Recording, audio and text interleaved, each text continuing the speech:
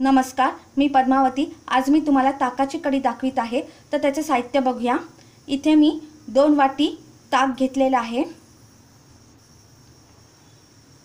हिंग, मोहरी, 7 कढीपत्त्याची पाने, थोडी कोथिंबीर, पाव चमचा हळद, 6 लसणीच्या पाकळ्या, 2 मिरच्या बारीक चिरून घेतल्या आहेत,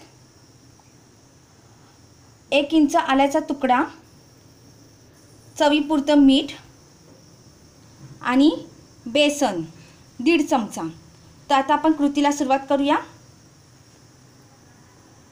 इथे मी ताकामध्ये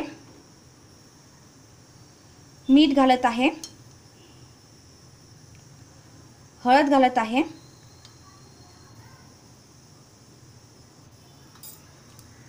आणि बेसन घालत आहे। आता आपण मिश्रण एकजीव करून घेऊया। मिश्रण छान एकजीव करून घेतलेले आहे। तर आता गॅसवर टोप गरम करायला ठेवला होता, तो गरम झालेला आहे। आता मी थोडं तेल घालत आहे। तेल गरम झालेलं आहे। आता मी हिंग घालत आहे,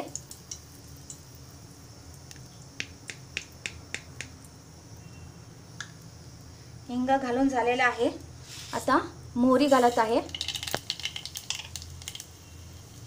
कढीपत्त्याची पाने घालत आहे,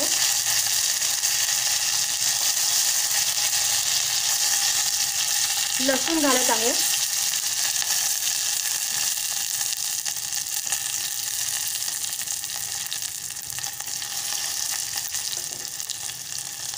मिरच्या घालत आहे,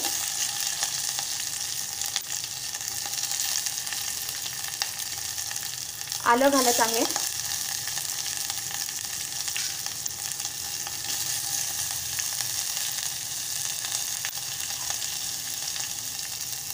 मिश्रण छान एकजीव करून घ्यायचं।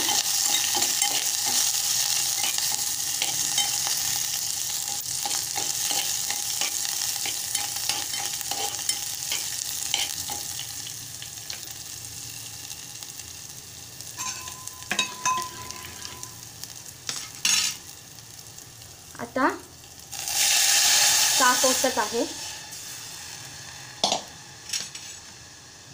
आता ढवळत ठेवायचं।